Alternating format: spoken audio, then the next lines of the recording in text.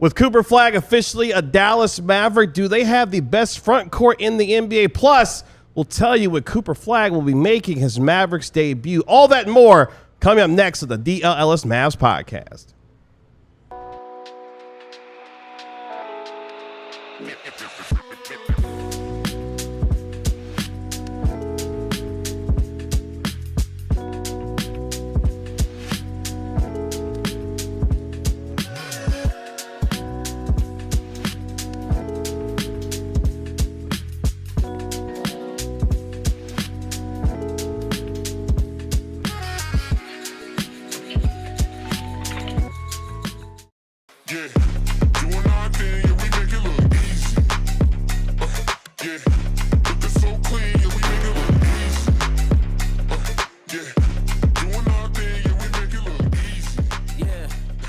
Welcome to the Draft Day live show on the DLLS Mavs podcast presented by Empire Today. The DLLS Mavs 2025 NBA Draft coverage is powered by Empire Today. Schedule a free in-home estimate today because some things are just better at home. DLLS listeners can receive a $350 discount when using promo code DLLS. Yes, you heard right, a $350 discount with code DLLS. Restrictions apply. Visit Empire Today /DLLS for full details. With that, we say good evening here on the DLLS Mavs podcast. I'm your host, Kevin Gray, alongside Mavericks beat writer Tim Cato. That is our Mavericks analyst, Bobby Carell, and, of course, our national NBA insider, Mark Stein. We are DLLS Mavs, your favorite guys covering your favorite team on night 2 of the NBA draft. We've got a lot to get into on our show this evening. Really appreciate all of you hanging out with us here on the DLLS Mavs podcast as night 2 of the NBA draft rolls on, gentlemen. After, of course, Cooper Flagg last night officially became a Dallas Maverick. We will see him tomorrow here in Dallas when he joins his organization for the very first time in DFW, officially a part of this team. Tim Cato, what's going on this Thursday evening? How are you? I am doing well. There is a possibility I'm going to have to step off the show if my phone rings. Obviously, not a first-round talent, but, you know, my agent says late second is in play. Okay. Well, hopefully you don't have to leave. No. To be drafted or to break news? No, I don't want you to be drafted. I want you to stick right here. I want you to stay right here. Why wouldn't you want me we to be let drafted? you go yesterday. You don't want me to go to the NBA? You think you get to leave twice?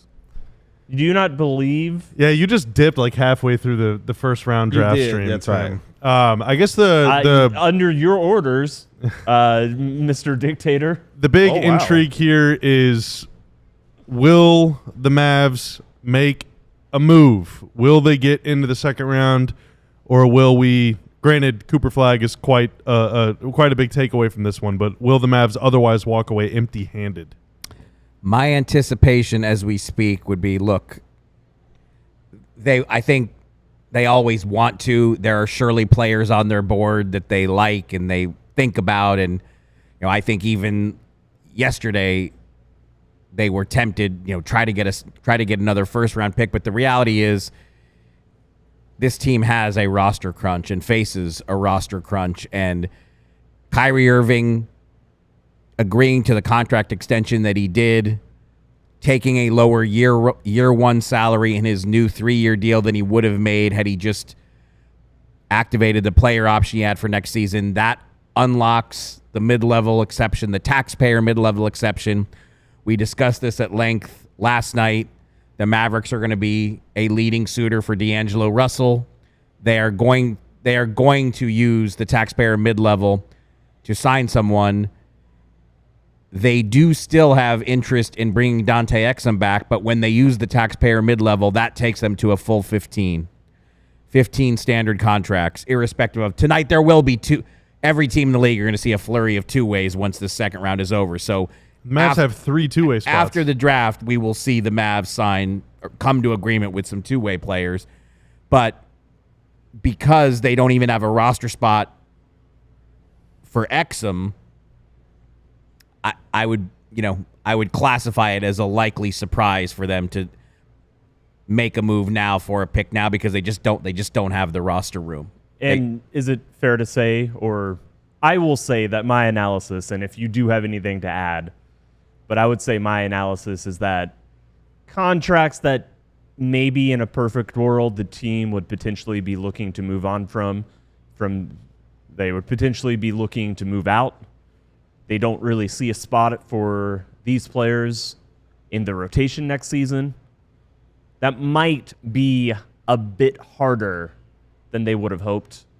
They may not have amazing prospects at actually moving on from anybody at the very back end of the roster without giving something up. And there's just not a lot of cap space teams. And, you know, Omax Prosper, Jaden Hardy, these are players who absolutely still have, you know, a chance to develop and grow a little bit. They're still young players, but I think that is my assessment of why this might be. Yeah, and look, once you get to this point of the second round, you realistically are looking at players who are going to be on two ways anyway. And Omax Prosper was a first-round pick.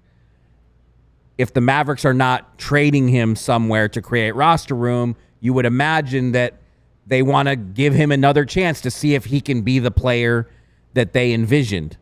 And, you know, same with Jaden Hardy, who they did sign to a contract extension. And look, this is the roster situation they have right now. They have one spot. They have a glaring need for a proven point guard. So I think they're going to use the taxpayer mid-level to strike an agreement with someone very early in free agency, shortly after 5 p.m. Central. I mean, it's going to be very quick in that first hour, I would imagine. After 5 p.m. Central on Monday.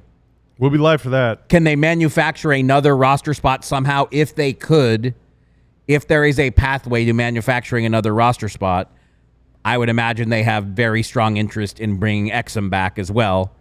You know, maybe Exum fine.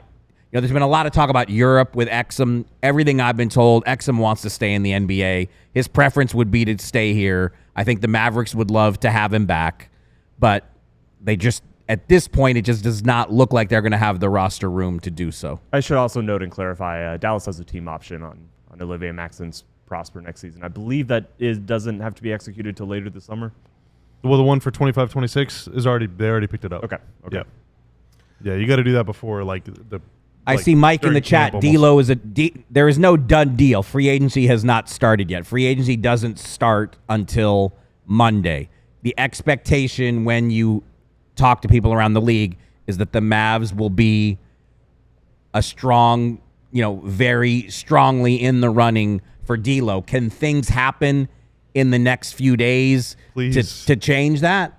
Please. I mean, it's the same. It's the same thing where, you know, I reported about, you know, Sacramento is already being painted as a team that is very strongly expected to go hard after Dennis Schroeder. But we also know the Pistons want, you know, they want to keep Schroeder, so we'll see how that one plays out. So there are still potential curveballs on the free agent market. But look, realistically, it's already known that with the 5.7, D'Angelo Russell, Chris Paul, they are the two most accomplished point guards that are presumed to be available in that price range. And Chris Paul, I think, is a lot harder to get than it's being suggested. Chris Paul had an incredible season in San Antonio. He played all 82 games at age 39. Started all 82 games at age 39. The read, again, at this point, still 3-ish days away from free agency really starting. San Antonio doesn't have room for Chris Paul anymore, having drafted Dylan Harper when they traded for De'Aaron Fox in midseason and Stephon Castle's the reigning rookie of the year.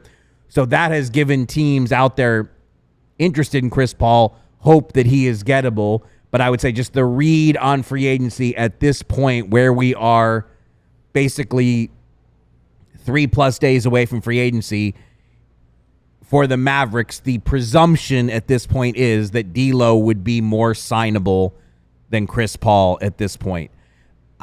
I guess you've talked about, I mean, I'm not going to speak for you. You can say, Oh, I wasn't going to go on another rant about D'Lo, but I think Tim, whenever you were laying out guys, like how can they clear roster spots to go sign other guys or acquire other guys or whatever. And Mark, they don't have the spots to get in the second round. Not that anyone they would draft at pick 57 is going to be better than someone on their roster right now, but I think the shame of this roster situation as it stands now is, they're essentially the bottom three guys on their team, Dwight, Hardy, and Omax, in some order. And it breaks my heart to put Omax in that group. But those three... It breaks my heart to put Dwight in that group. It does. Yeah. But if those are the three, players 13 through 15 on their team, and if you want to throw... I don't know where Caleb Martin fits in this thing too, but we'll leave him out of it there for this conversation. Those three players combined next year will make about $13 million. Hardy 6, Dwight 4, Omax 3-ish. And when every single cent matters, it's just a shame. I mean, a lot of teams in the league spend $6 million combined on their bottom three players, which allows them to get better players elsewhere. And if you include Martin there, he's making $8 million. And, the Mavs, there's a minutes crunch already, and so many guys on this team. There aren't many that are making more than like 15. I think there's only like 2 guys on the team making more than 15 million, I think, or 17 million. But there's a lot of guys making between like 9 and 15. And, a lot of those guys aren't going to play. And so there's just it's a very bloated kind of middle portion of the roster that is preventing them from getting better players or getting younger guys, being more active in the trade market and, in the draft too. So it's just it's an unfortunate situation. And a lot of teams do have situations like this. You look back, I don't think that Dallas should have regrets that they signed Dwight Powell. And they owe JaVale McGee $3 million too. Let's not. He's still counting against the cap. Yep. If we go through the scenarios, if you remember, the deal Dwight Powell got was because the Houston Rockets were planning, they were going to be extending to Dwight Powell one of those deals like they gave Landale, where the first year salary was a really high number, like in the double-digit millions, with non-guaranteed years after it. And the Mavs ended up giving, basically, if I remember right, a 3-year, $12 million deal to keep him here. Yeah. It's 3 years, $12 million, flat fee, spread out. And when you are, at the point in the, the 23-24 season, Luka's on the team. You're building a pick and roll offense. $4 million for a backup center. In some ways an emergency center. I mean, going into that year, a backup center. $4 million in that team construction. Perfectly reasonable price. Yeah, no complaints about it. Even now, no complaints about it. The same goes for Omax. And at the time, also, it was a culture move as well. Yeah, for sure. But I mean, the choices now are that you just outright waive someone to create a roster spot, or you have to attach an asset to get a team to take a salary in. And I don't know that the Mavs want to take that step. So Brandon Williams is going to get he is going to get an opportunity to play. And like I said, they will sign. I'm pretty sure they will decide to, the whole thing with the Kyrie negotiations was specifically to create the ability to use the taxpayer mid-level. So they're going to use it because I know you've raised a concern that takes them right up to the hard caps. caps. Have no money anymore. Right. Yeah. But so just to go back, I mean, all I was going to say is like Dwight Powell, totally justifiable decision they made at the time. Player option third year, if that's what was necessary to make sure that Houston, but in all likelihood, even if you don't give him the player option, you probably just, you're probably not getting a team option out of that, and then the same goes for Omax Prosper. Right now does not look like they hit on the draft pick, but he makes the least money out of all these guys. Certainly made sense before last season to pick up his team option for this year, because he was just coming off a rookie season. The Hardy extension is the one that hurts. The Hardy extension is the one that you look back on. Yeah, that's what I was building to. Is just. Yeah. Oh, sorry to steal you. No, it's fine. I was doing it in a very, very long-winded way. And we do have to go to break. We can pick it up in the next segment. I do think that there's some reason to go look back at the Hardy extension and say, was that the smartest move? I mean, at that number, you have to do it. No, you do not. Let's discuss it on the other side of the break. Let's discuss it on the other side of the break, because I think we've got a robust conversation that we could get to discussing where this team is roster wise, given their financial situation as we look toward free agency. We'll discuss that more coming up on the other side of the break here on the DLLS Mavs podcast.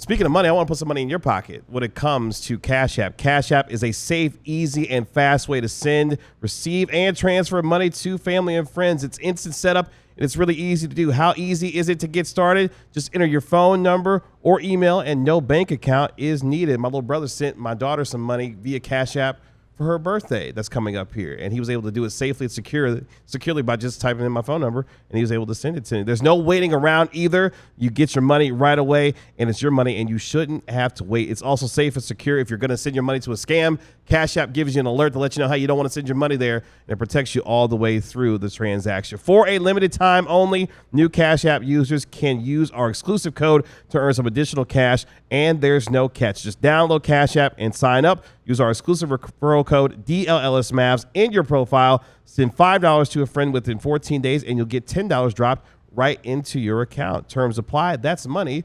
That's Cash App. $10 in your account's a nice little treat, and you can use that $10 on an ice-cold, delicious Frosty from Wendy's. They obviously have the classic, my favorite, the chocolate Frosty. Just give me some fries and that, and I'm good to go. They got vanilla, too, but they also have Frosty Swirl and Frosty Fusion flavors that you can get in either chocolate or vanilla. The Frosty Swirls include strawberry, brownie batter, which I had last night, was wonderful. Caramel, very good as well, I must say. And then they have Frosty Fusions, Oreo brownie, which I guess is probably the DLLS office favorite, if I had to guess. Caramel Crunch, which I had one of those, and I loved it. And Strawberry Pop-Tart, which I've had about 500 of, and I've loved every single bite more than the last one. Try them all and find your favorite. Whatever flavor you're craving, odds are we've got a Frosty for it. So clock in for a sweet treat anytime, including midnight or later with Wendy's all-new Frosty flavors. A refresh on a classic? It's got to be Wendy's. At participating U.S. Wendy's, hours may vary by location. Appreciate all of you hanging us out with here on the DLLS Mavs podcast Draft Day live show presented by Empire Today. Kevin Gray, Tim Cato, Bobby Curl, and of course our National NBA insider Mark Stein with our guy Tanner producing on this evening. Of course, the future is bright for the Dallas Mavericks after they selected Cooper Flagg with the #1 overall pick. We'll tell you when he's going to be making his debut for the Dallas Mavericks when it comes to the NBA Summer League here in just a moment. But, gentlemen, it is time to put on our rose-colored glasses and explain to people why the future is bright for your Dallas Mavericks with Shady Rays, brought to you by Shady Rays, of course. Head to shadyrays.com and use code DLLS at checkout for 35% off polarized sunglasses. The future is bright, gentlemen, after last night. The Dallas Mavericks officially make Duke sensation Cooper Flagg the #1 overall pick. He will be making his debut, boys and girls, on July 10th in Las Vegas as the Dallas Mavericks will take on Bronny James and the Los Angeles Lakers. That was announced a little bit earlier this evening during night 2 of the NBA draft. The doubleheader that will open up NBA Summer League this year in Las Vegas on July 10th. Mavericks versus Lakers.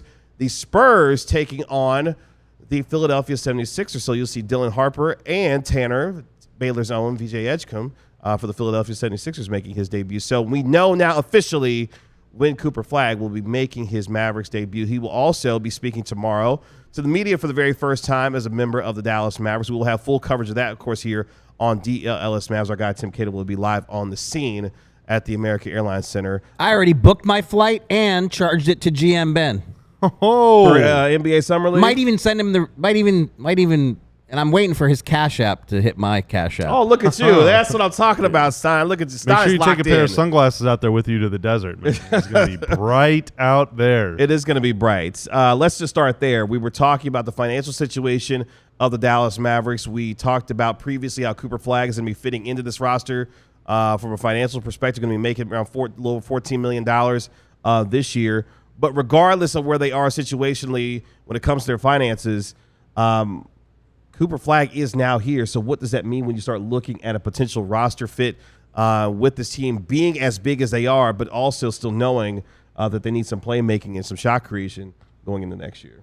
Well, the playmaking and the shot making to me, that's not really a Cooper conversation. You play Cooper, you put him on the floor, and it is the Mavs' responsibility to put more playmaking and shot making around the team, or certainly there is an argument to be made that you don't want to overload him. You don't want to end up. I don't think the team has any plans to go into next season with him as like the point forward, leading the offense in most possessions. I don't want it to be a situation where, he is actually often their best player at doing it and just kind of gets pushed into that role. I think he's going to have a chance to be on the ball more than we think. Oh, he is absolutely going to be on the ball. Yeah, I don't think there's any doubt about that. Because I think he's going to, we don't know how long it's going to take, but until he might prove to be the best option they have. I mean, not to outright play the point, but he's going to have to. I mean, based on what everyone is saying, he's got more playmaking ability already than what we see on the roster right now because Kyrie Irving's not available. Basically, my thing with Cooper is he's such a talented offensive player already and only going to get better. He is a really sharp, smart passer. I don't think Dallas should be looking to put Cooper in a situation where at the start of every shot clock, he looks at the defender in front of him and feels the need to try to beat him off the dribble, to try to create an advantage, to try to call a screen up. I want him to have the luxury, because there's enough around him that he can move the ball, that he could go find moments and opportunities without it, that it's not that he's coming down and he's looking around and it's like, okay, if I don't get this possession started in a positive way, in a positive manner, I'm not convinced that there's enough teammates around me who are also going to get get it started in that way.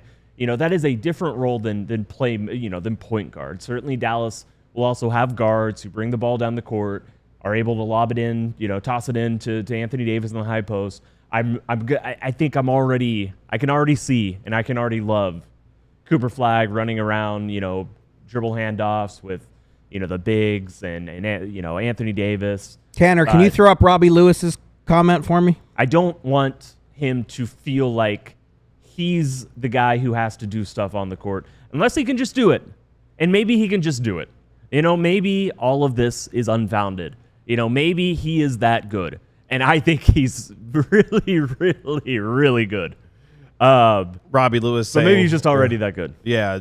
Didn't Kid do this with Giannis in Milwaukee when he was there? And not on day one. So that's going to be a great question. I mean, I would imagine that that's going to be a topic that comes up at tomorrow's press conference. The difference, though, is that J-Kidd did that with Giannis in a year where the Bucks won 34 games and were not competitive at all, and there was no expectation to be competitive. The Mavs, a little different around here. The person who thinks the Mavs' future is the brightest is their GM, and he thinks their immediate future is bright. Tomorrow's going to be 75 and sunny with not a single cloud in the sky. And if that's the expectation, you can't take your lumps. You have to compete right away. And I don't think that their best, I don't think that his best fit is to be some sort of point forward type right away. I think he can make some simple plays. We talked about coming off handoffs and doing simple stuff. But I mean, if he's really going to be out there spending 15, 20 minutes a game playing alongside PJ Davis and a big, it's going to be really tough. It's going to be really, really tough. Milwaukee, even 10 years ago, had more spacing than that, and that's partly why Giannis was able to become the player that he is today. Flagg might be able to get to that point, and if we're talking long-term future, dude, there is no ceiling to his game. He's 18. Who knows how good he's going to be? Maybe he'll be better than Giannis. I don't know. But if we're talking immediate future, I think that's an awfully lofty goal, and I hope that that's not what they're counting and banking on happening, unless they have really good reason to believe that he can be that guy right away. I mean, you take it to the other side of the ball defensively. We have talked a lot about what this team will look like from a versatility standpoint, length and athleticism for days on this team. And if Nico Harrison, who believes that defense wins championships, is going to be the focal point and identity of this team, he's going to have a player in Cooper Flagg who wants to play on that end of the floor and compete right away. And when you've got Anthony Davis, when you've got P.J. Washington, a healthy Derek Lively, and obviously Daniel Gafford as well, you're going to have a defensive juggernaut right away. And if that's going to be the identity of this team to start off with, the offense will have to start to come and follow behind that. But it sounds like, based off of what they want to do with this roster as it currently stands, they are going to defend the hell out of teams and ensure that on a night-to-night basis, your night offensively is going to be a living hell, given what they are going to try to do. I'm just worried because any strategic roster positional conversation we have had You seem so concerned and unsettled and worried. There's a Look general. at this look on his face. Is just Well, that's why I brought up the defensive side, because I think no matter we're talking what, about how no matter what future- we talk about lately, the Corellistrator. No, that's not true at all. Well, we're talking about how future, how bright the future is. That's where I go with that in terms of looking at the upside of what this team immediately is going to look like. Defensively, they are going to be a juggernaut. And that They're going to be the tallest, longest. If this is the starting lineup, if the Cooper Flagg playing the 2 is the starting lineup that we get, they're going to be the tallest and longest team in the NBA. I mean, Cooper at the 2, PJ at the 3, AD who insists on playing at the 4, and take your pick at Lively or Gafford at the 5. Like, that is long. It's athletic, and it's a team that defensively has a lot of switchability as well. So that I don't think that has a lot of switchability. I'm going to be honest, but it definitely has size. I would agree it doesn't have a lot of switchability, but what I would say is there's not another team in the NBA that is going to start 4 players with a wingspan of 7 feet or. Does Cooper help with that in terms of some of that versatility and switchability though? With his, I don't know. I think he's best served off ball, like roaming kind of the same way that AD is. Yeah. And I think that like he could be elite at that right away. He already is elite at that right away. But AD obviously is He's one of the winning best. Rookie of the Year. And AD is one of the best roamers like of all time. I mean, he is like a generational defensive player. Guaranteed. The issue though is that you can't have 2 guys roaming. You need 1 guy roaming and then everyone else kind of rotating. So does where the real issue is if you have AD roaming and you have Flagg roaming, both of those guys want to be kind of around the rim, and then you have Gafford or Lively where really Lively can switch a little bit, Gafford can't, and so one of those guys is going to be around the rim. What happens whenever you're in rotation? Which is why you need guys that can defend at the point of attack, and they don't have any right now. And that is my issue, because if the initial guy gets beat, it's not that first thrust that's going to beat you, because that dude is going to be driving right into Cooper Flagg, who's going to send that crap into the 4th row. He's going to be driving right into Anthony Davis, you're going to see it trickling down his leg because he's too afraid to shoot over AD, or it's going to be Gafford or Lively. They're not going to be able to do that. But then it's a kick-out pass, drive, space, kick out again, drive space, kick out again, drive space.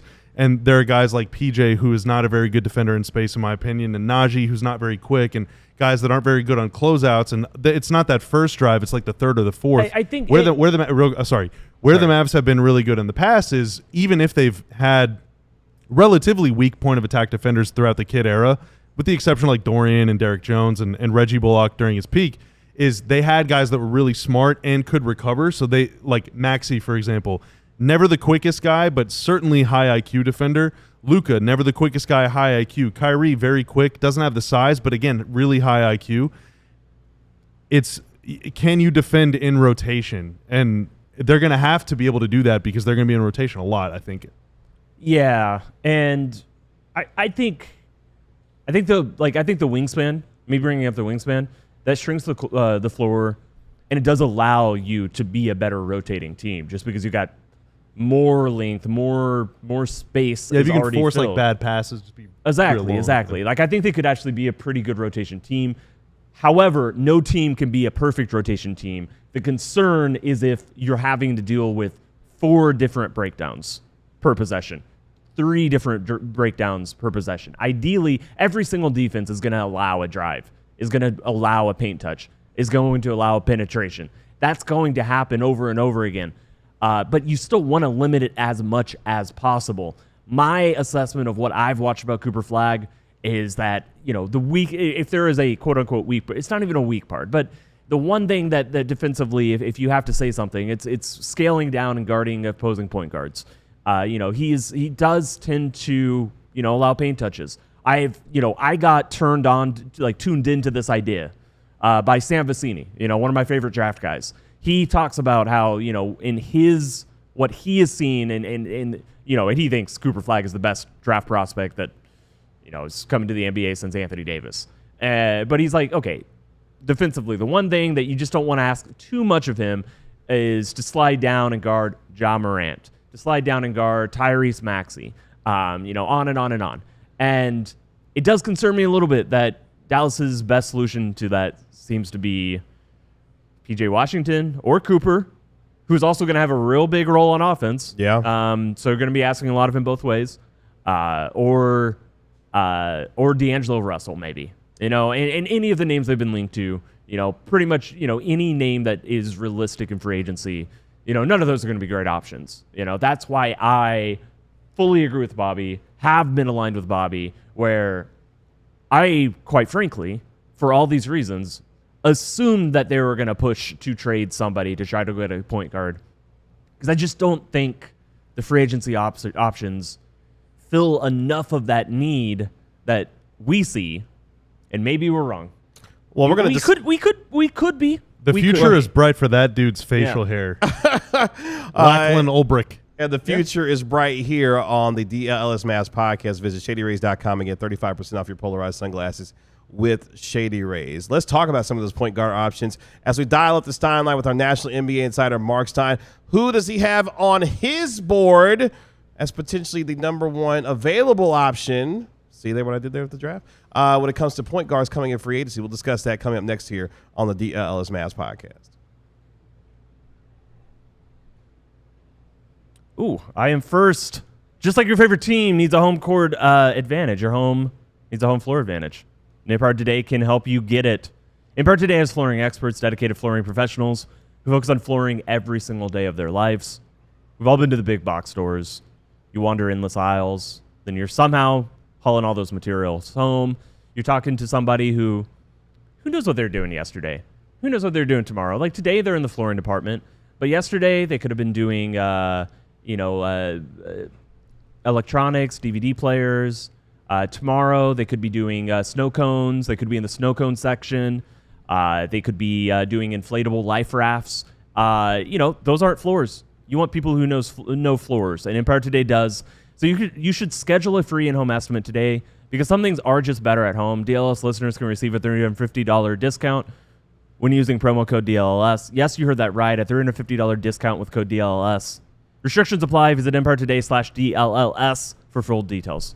Let me talk to you about Saturday Neon. And started by two college friends, Saturday Neon makes officially licensed collegiate logo LED neon signs perfect for your home, office, dorm room, fan cave, or bar. You can check out their new Essentials collection as well, featuring almost 50 of the biggest schools across the country and counting for only $75. They've got Texas A&M, Texas Tech, Oklahoma, and Oklahoma State signs as well. Unlike traditional neon, these LED signs won't break or shatter, but still give you that classic uniform glow that you know and love. LEDs lasting up to 100,000 hours, so you'll be enjoying your sign for years to come. They're super easy to install as well. Just get some 3M command strips, put it up, and you'll be able to enjoy your sign for years to come. And they are the perfect gift for the favorite sports fan in your life. So make sure you head over to SaturdayNeon.com and use code DLLS for 10% off your favorite sign. Again, code DLLS for 10% off your favorite sign with Saturday Neon today.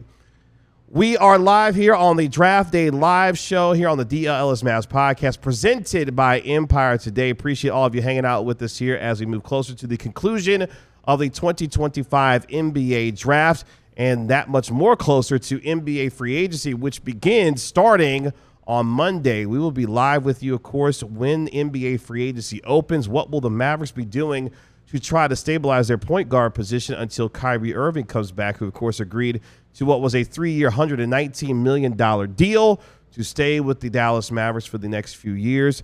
And he is back in the fold as the Mavericks are already starting to get some business done. Let's dial up the Stein line with our national NBA insider, Mark Stein, here on the DLLS Mavs podcast. You can always find him on X at the Stein line. We know that this is the busiest time of year for him, as he's got a lot cooking when it comes to news and notes around the league. But obviously we focus in on the Mavericks. And Stein, let's just start right there again with the point guard position for this team and kind of give me, quote unquote, your big board, if you will, in terms of the available realistic options for the Mavericks at the point guard position. I mean, that's the thing. I mean, there really isn't a big board. I mean, again, 5.7 is the most you can spend. Chris Paul, I think, would be, based on achievement, what we just saw in San Antonio last year. But just, at this point, again, 3+ days to go to free agency. My read is that D'Angelo Russell is going to be more signable than Chris Paul. Malcolm Brogdon is also in that group. I know Tyus Jones has been discussed a lot, but like I have to say I don't at this point have a great read on what the Tyus Jones market is. By the next time I'm on the show, I promise that I will. But I think again, my read would be at this point that the Mavericks are going to be a leading suitor for D'Angelo Russell. And just to help out the chat. A leading. The word A is in front of it. I know aggregators love to put things in their own terms. Just use the words that are said. Pro tip. Eddie J says Russell Westbrook. Yeah, I mean, I'd rather have Russ than D'Lo. I would as well. I think that would be. I would love to kind of see how that reaction would be. I mean, Russ has had more than his fair share of playoff tussles with the Mavs over the years, and regular season oopsies. But that's why we watch. And again, how the Westbrook market will shape. I think that we'll see more of that over the next few days. I believe the Nuggets would like to have him back. He had a really good season, I think, overall in Denver. Let's see. Again, this is where it is as we speak. Could there be changes and curveballs and twists and turns over the next 3 days? Yes, there can. I don't want Russ for media talk. I want Russ because Russ is a better player than D'Lo. In my opinion. Responding to Fred in chat. Okay. You have made it clear. Bobby's not on the D'Lo train. Yes, He's you not have on the made it D'Lo clear train. that if the phone rang seeking your counsel, the recommendation to sign... let's be honest, it never will. It never will It be. never will. So let's walk down. Maybe that they're road. watching this show. Maybe they'll watch this show and say, you know what? The Corella Strader continues to lobby against this move. Should we look in another direction? I would urge them not to heed my advice on anything I ever say. I'm just one man with a lot of opinions. Before we get to some updates when it comes to the coaches, let's walk down that road just real quick for 2 minutes. So if Bobby Corella sees that the Mavericks signed D'Angelo Russell on Monday, and let's just walk down the starting lineup that would have. And again, just to be a stickler, they could only come to a verbal agreement on Sure. Monday. Nobody can be signed until July 6th, but I am that kind of annoying stickler about the rules. So Understood. all we can see Monday are verbal agreements. So if you got a lineup of D'Angelo Russell, Cooper Flagg, P.J. Washington, Anthony Davis, and take your pick of Derek Lively or Daniel Gafford as your starting five, we'll just go with Daniel Gafford since he got the extension. We'll just go with him to start with. What does that team look like to you?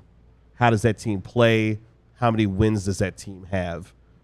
Until Kyrie Irving obviously comes back and comes back into the That lineup. team is not taking a lot of threes, which some fans will love because, three is pretty unpopular shot even now. But that team is taking a lot of long twos. This team needs to increase its 3-point volume. I agree. It 100% does. But that team is taking a lot of long twos. That team is Because you're such a proponent of that, then I mean, if you signed Russell Westbrook, that would not be something he adds at least to he can get in the lane and then kick it out to guys like D'Lo, ranked outside the top 100 in drives per game last year.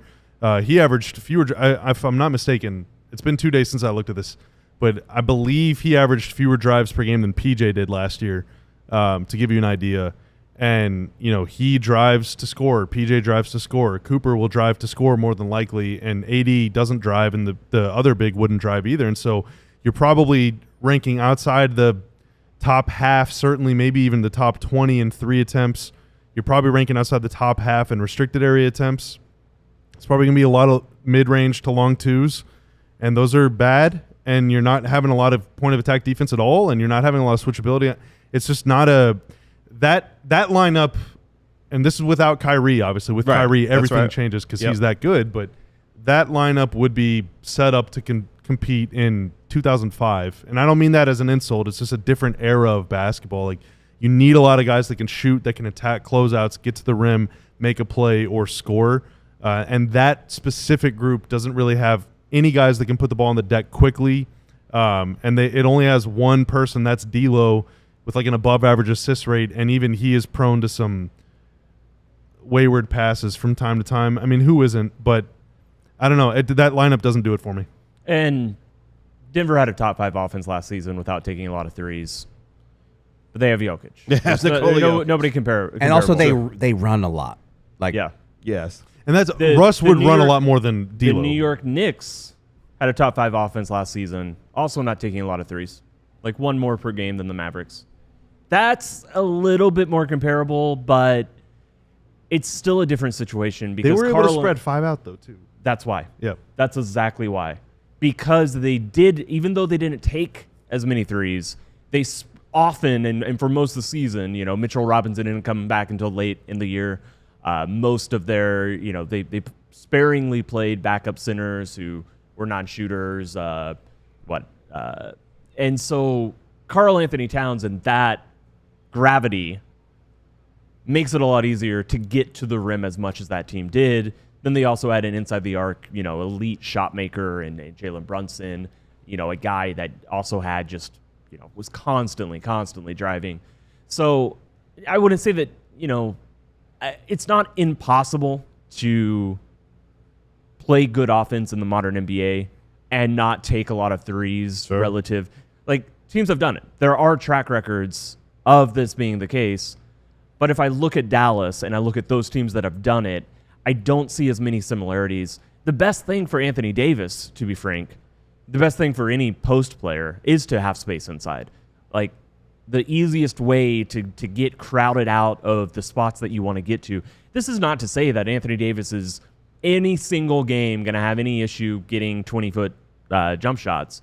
But it is going to be a little bit harder to get him touches just 10 feet from the rim. And that's the ideal. That is the absolute ideal. You want to get him deep post touches. You want to get him closer to the basket, as close to the basket as you can. The fewer shooters you have, the easier it is for other players to pinch in, to close the floor, it's a trickle down from there. So, LA Clippers had a decent offense. They're another. Go ahead, Mark. Where are the Clippers? They're dead even with the second fewest threes in the league, just to throw out one more example. But LA Clippers also have a lot of guard creators from the outside. So AD didn't play a lot post All-Star break. Obviously, he came back with 3 weeks left in the season, something like that. Yeah. Kyrie didn't play much either. He got hurt, but Kyrie's going to be out for a lot of next year. The post All-Star break Mavs ranked last in the league in threes per game and ranked 23rd in the league in 3-point percentage. Last with a huge margin. Yes. Yeah, they With ranked Klay Thompson still starting games. They ranked 10th in free throw attempts per game. That's pretty good. But because Kyrie was out and it was a lot of bigs and non-shooters, they ranked bottom 10 in free throw percentage. They ranked 21st. And so the idea of you're not going to take a lot of twos because you're going to play bully ball, well, then you better make the free throws, but they don't have a lot of good free throw shooters either. And so, Not a lot of easy offense. Yeah, there's just what is your go-to thing, Yeah. And Cooper can make free throws okay. I mean, better than he's probably a better free throw shooter than Najee. And who knows who else. But I don't know if D'Lo is the guy that they sign and they don't make any other moves, and that's 2 big ifs. I would rather start Brandon Williams than D'Angelo Russell. Before we take our final break here on tonight's show, let's touch real quick, Marstein, on the assistant coach situation. As we move toward the end of the NBA draft. Sure, you don't want to do it after the break? Do we have time? I don't know. Okay, I don't know how fast I can. Yeah, we can take it. Yeah, we can do it right there. So let's do that. Coming back on the other side of the break here. As We also got to pay off the Jaden Hardy argument. Oh Yeah, let's 'cause y'all- start just- there. we Let's put a start stop there. on that and then Let's just start never there, 'cause that was revisit going to it. be spicy. It was going to be so Y'all look like y'all was about spicy. to come to blows for a second there. So I'll let Start- y'all let's cool start off. there. Y'all Let's cooled start off. there. I mean, we're not cooling off in here, but we're cooling off. At the same time, let's go and take that final. I'm fuming. Let's take that final break here on the DLLS Mavs podcast. The Mavs made one move yesterday, and they're going to make maybe a couple more on Monday. It's time for you to make your move right now with our intro offer to become a diehard. We're running a sale right now. This is $36 for an entire year. That averages out to $3 a month per month for the next 12 months. When you sign up, not only are you supporting what we do here at DLLS Sports, just like you would be if you're subscribed to the channel or liking the stream, sharing them, commenting in the chat, and doing all that cool stuff, but also you are benefiting quite a bit yourself. You are adding to your wardrobe. All right, you get a free shirt of your choice right when you sign up. We're always releasing more. We just released a flag captured shirt yesterday. That is a good looking tee. Sold a lot of those. So make sure you get one while you can. And we're rolling out more in the coming weeks as well. You also add to your knowledge base by reading stuff on the website from Tim Cato on the Mavs beat, Jeff Wilson on Rangers, Clarence Hill on the Cowboys, Sam Nestler, and Sean Shapiro on those Dallas Stars. Brad Alberts just tweeted eye emojis, so I don't know if that means they're about to hire someone or they're about to do something spectacular, but you need to lock into alldls.com to get that. So if you become a diehard, you can read the site. You also add to your friend group. When you become a diehard, you get access to the DLLS Diehard Discord Lounge, a great place to hang out. You add to your wallet because you save 20% on any event and any other merch you would like to take part in. And you add to your wallet. I thought that's what that was. I saw it out of the corner of my eye. It's just your phone.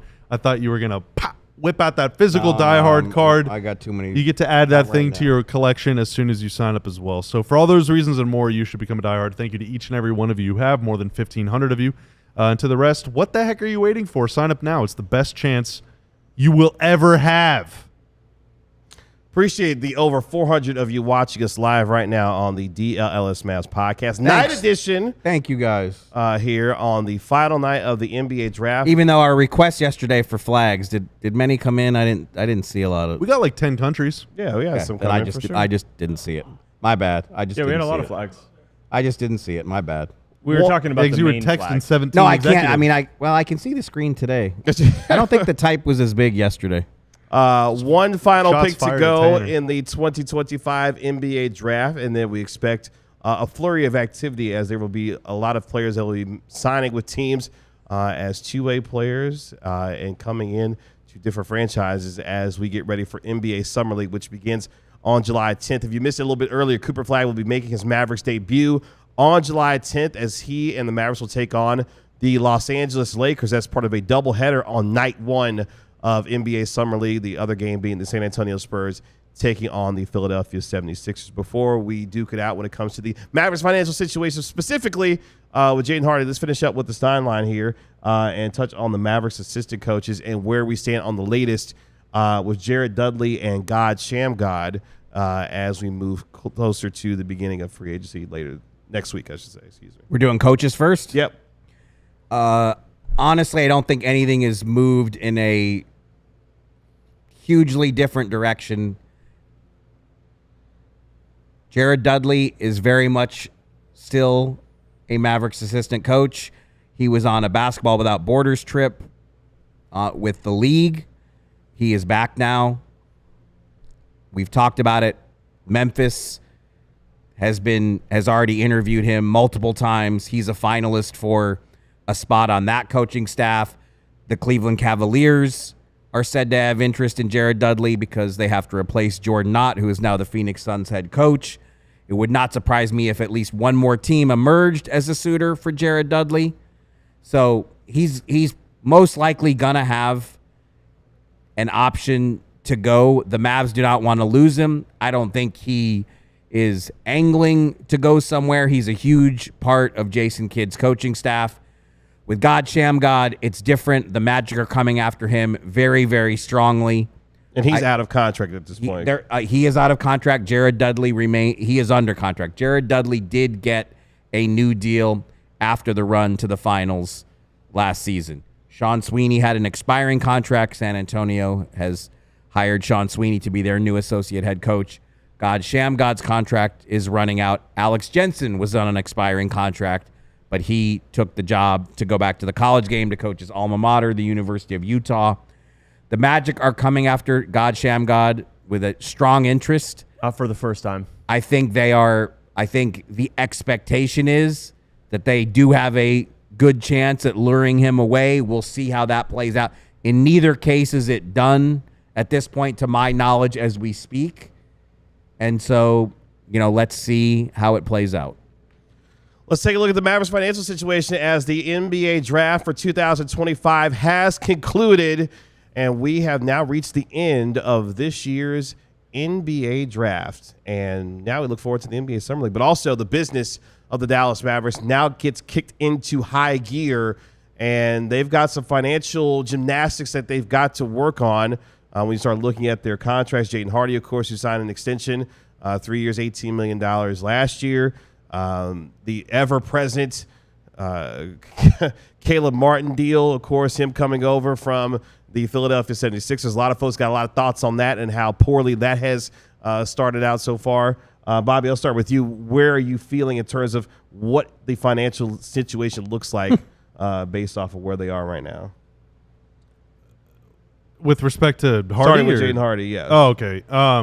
Yeah, so like I was talking about in the first segment, you combine the essentially the bottom three players on your roster, and they're making like $13 to $14 million. Hardy, Dwight, and Omax. And, we saw with Dwight and even Hardy at times, even whenever the Mavs were down to like 9 or 10 guys available, they were still catching DNPs or only playing like 10 or 12 minutes. And so, I mean, it's just obviously you would prefer those guys to be making the minimum. Hardy's making more than double the minimum.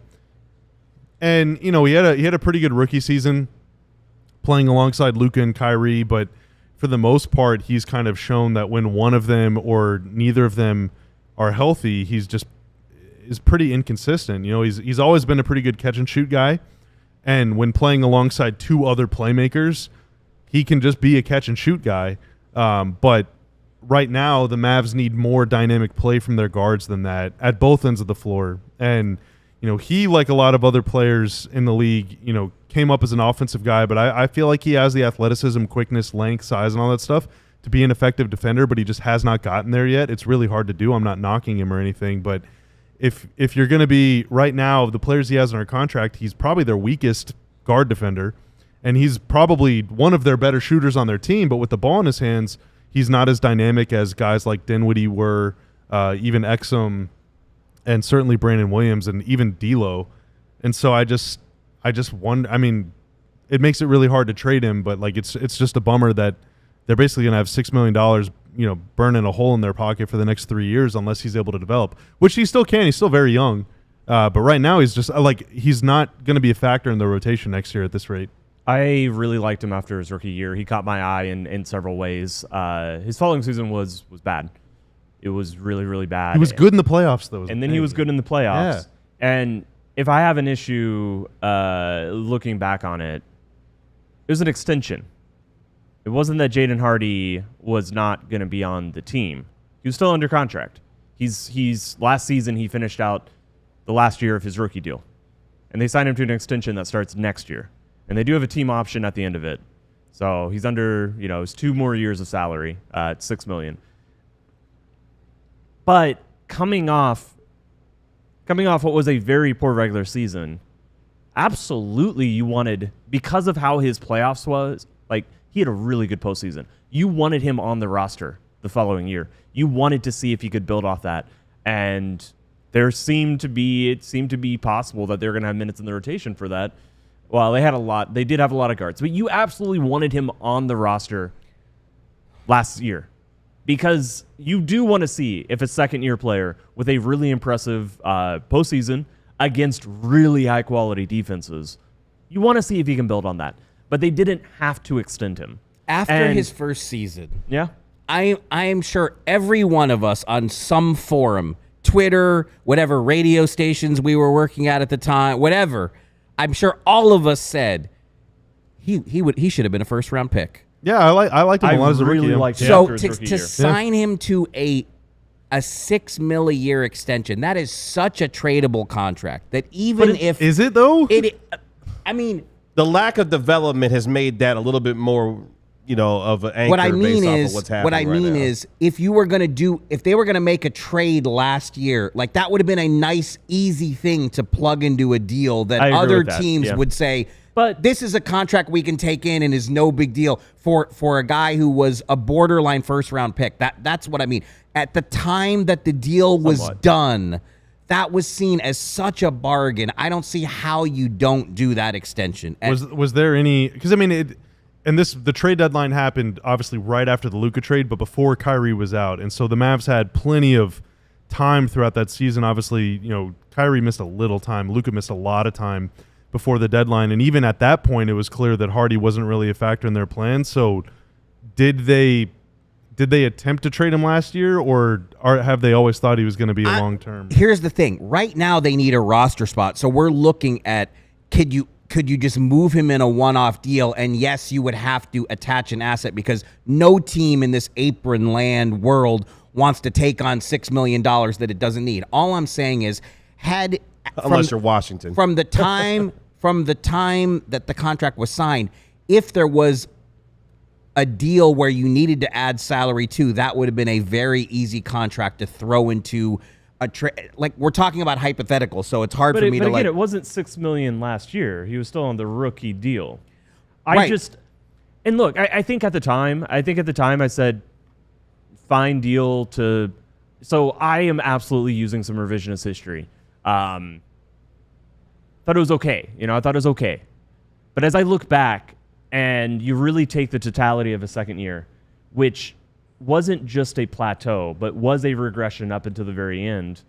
It does my assessment. I'm not killing them for this. We are only talking about it in the very specific context that they need a roster spot, that they're this close. That's why this is a thing, because they need a roster spot. 100%. 100%. That's why it's a thing. But when you are in the situation, you have to go back and examine this. It's a great chance to go back and examine and say, what was this? And it's like the Caleb Martin deal, which everyone hates, and you can rightfully say why everyone hates it now with ultimate Shady Rays hindsight. But the thing I hated the most about that trade at the time was the inclusion of the pick that Philly used tonight. Brutal. At the time the trade was made, Kyrie Irving was still healthy and playing tremendous basketball. Anthony Davis had just been acquired and had not yet played. And the thinking was that they needed a wing defender with a playoff resume. And look, he clearly was not ready to play. It took him a long time to recover from the injury. So there are plenty of reasons to go at that trade now. I'm just saying that at the time, it didn't look as bad on paper as it does now with the benefit of this Shady Rays hindsight. I was pretty sad on that trade deadline stream. But was it the pick or was it? It was both. I mean, they gave up the best player and the best pick in a trade involving two players and two picks. But when that's a bummer. Also when the trade was made, we didn't know that Grimes was going to go on a March tear of averaging 25 a game. But you forget, we were a pro-knife, pro-Grimes pod from the start. Could Grimes have done that here? Gone on that tear? I mean, they were down to 8 guys, so maybe. No, because it was very clear that he was never going to be given that role. I mean, but that was a choice that we also criticized and critiqued throughout the season, building up to February. True. So we had layers. Like we were very pro-knife. We very obviously, Grimes, look, yes. like, did any of us know that Quentin Grimes was going to go do that in Philly? No.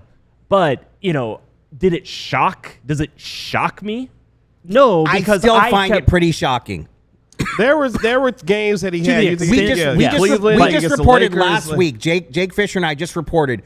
The talk now is that when you talk to rival teams, like they're projecting Quentin Grimes is going to get more than the mid-level. Yeah. Would you guys have been good with that if the Mavs gave him? They would not have been able to do that. So it's I'm about to say they probably wouldn't be able to afford it. Yeah, I mean, or they'd be in the second apron, but real quick before we get out of here, Akshay with the $1.99 super chat, the Mavs should draft Ryan Nembhard. I wish they had. He, I believe, went undrafted, right? I was very zoned out. He went undrafted. So that's good news. Someone will get him on a two-way deal. Can they be the team? Bring him in. I'm a fan of nepotism, so I say go get Ryan Nembhard. But also, I think he is the kind of player that I think the Mavs need, whereas he can defend the point of attack, even though he'd be on a two-way deal. Is it nepotism if it's your brother? I thought it has to be your father. I don't know. You're right. It doesn't have to be. But just because it's brother, I would not call that nepotism. Okay. Yeah. Okay. We will discuss all of the two-way deals. We will also react to nepotism. Right. Yeah, we'll get really deep into the meanings of nepotism tomorrow. We will also react to Cooper Flagg's very first comments in Dallas as a Dallas Maverick tomorrow, as he, Jason Kidd, and Nico Harrison will be addressing the media together. Our guy Tim Cato will be live on the scene at the American Airlines Center. A massive day at the AAC as Paige Beckers and the Dallas Swings will be welcoming in Caitlin Clark and the Indiana Fever. So a huge day for DFW sports, particularly on the basketball front. We appreciate Lively hoops talk. That's right. That's what we said. That's what we promised. Lively hoops talk at night. And you got it for sure. We appreciate we had some actual sports disagreements. That was fun. good. Yeah. Do we still like each other after that? Real quick. Not sure. Did we to start with? I wanna let you know. Is, Exactly, into overtime. The three of you aggregated the hell out of so far in this show, so I can't wait to see what you guys. I don't know, man. Whatever. Yeah. Oh, they loving your Westbrook. I doubt they're loving that. You'll see in a second. I'm not going to look. We appreciate our guy. I'll look for you. We appreciate our guy Tanner producing for us over the last couple of days. He has been our MVP, as he is every single day, putting up with the four of us here on the DLLS Mavs podcast. So special thanks to our guy Tanner for his amazing work throughout the last course of the last couple of days. And thank you to Empire Today, who was our fantastic partner for our Draft Day live show over the last couple of days. So thank you again to Empire Today. We'll be back tomorrow at 12:30, boys and girls. Special start time, 12:30 p.m. tomorrow. As again, we react to Cooper Flagg's first comments as a member of the Dallas Mavericks. That is our national NBA insider, Mark Stein. That is our Mavericks analyst and Russell Westbrook #1 fan, Bobby Carell. That is our Mavericks beat writer, Tim Cato, and I'm your host, Kevin Gray. We are Let's go, Russ. DLLS Mavs. We'll talk to you tomorrow at 12:30 p.m. right here on DLLS Sports. Y'all enjoy the rest of your Thursday evening. We'll talk to you tomorrow. Peace. We all silly like the mayor.